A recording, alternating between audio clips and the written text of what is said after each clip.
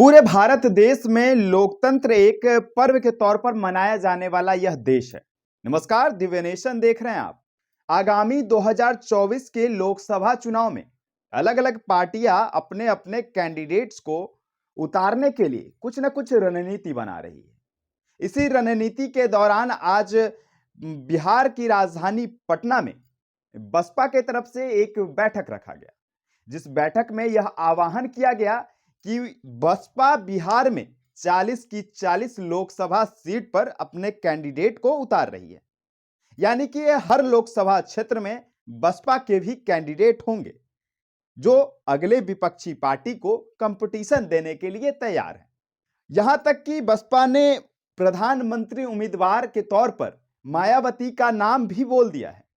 यह बता दिया कि आने वाले समय में प्रधानमंत्री का जो चेहरा होगी, यानी कि 2024 में बसपा के तरफ से मायावती जी होंगी।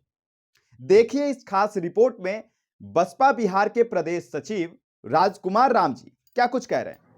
आज पटना महानगर स्तरीय बाबा साहब डॉक्टर अंबेडकर विचार संगोष्ठी का जो हम लोग आयोजन रखा है, आप लोग देखे होंगे महल्ले महल्ले टोले टोले यहाँ शिव चर्चा विचार चलता है। हम जब तक बाबा साहब तो संविधान चर्चा न करेंगे, अंबेडकर चर्चा नहीं करेंगे, बुद्ध चर्चा नहीं करेंगे, फूले चर्चा नहीं करेंगे, रविदास चर्चा नहीं करेंगे, कबीर चर्चा नहीं करेंगे, तो बाबा साहब भीमराव अंबेडकर की जो सपना की भारत है सामाजिक परिवर्तन का, ये संभव नहीं। शिव चर्चा से हमारे समाज के लोग गुमराह हो सकते हैं, लेकिन बाबा साहब भीमराव अंबेडकर की सपना का भारत नहीं बन सकता। तो बाबा साहब डॉक्टर भीमराव अंबेडकर की सपना की भारत बनाने के लिए और पूरे भारत देश में बहन जी को देश की सरकार बनाने के लिए, देश के प्रधानमंत्री बनाने के लिए हम लोग ऐसे जगह जगह सैकड़ों कार्यक्रम करा रहे हैं, ताकि बाबा साहब भीमराव अंबेडकर और महापुरुषों का विचार से लोग ओतप्रोत हो। और जो भूली भटका हुआ है, जो आज बड़ा भाई और छोटा भाई के चक्कर में 33 साल से बिहार के लोग पिसाए हुए हैं, इन बिहार के लोग को समझ में आए कि उत्तर प्रदेश में जैसा बहन कुमारी मायावती जी को जो सरकार चल रहा था, वहाँ बड़े पैमाने पर ज़मीन मिला, बड़े पैमाने पर नौकरी मिला, उद्योग मिला, वहाँ रहने के लिए घर मिला, वहाँ स्वतंत्र की ज़िंदगी जिए। लेकिन आज यहाँ दहशत की माहौल है, यहाँ दहशत की माहौल है। इस सरकार में अगर हत्या होता है, मारपीट होता है, छेड़खानी बलात्कार होता है, FIR लिखने में 8 दिन 15 दिन लग जाता है, तो दुर्भाग्य है।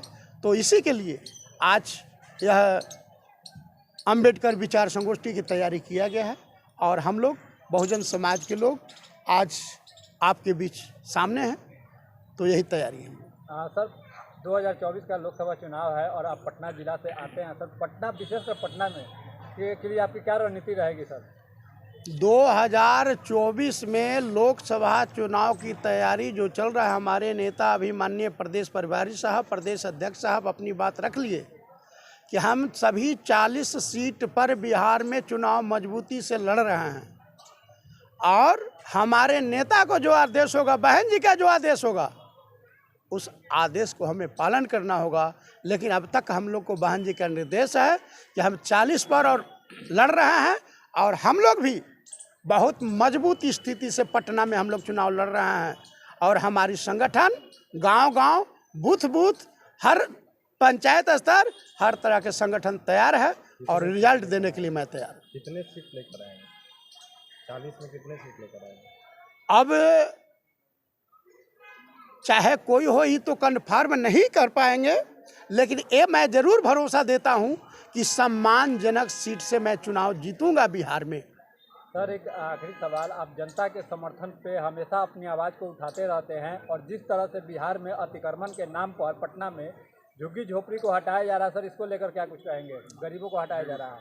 अब यहाँ गरीबी हटाओ सरकार नहीं है, यहाँ तो गरीब हटाओ सरकार है।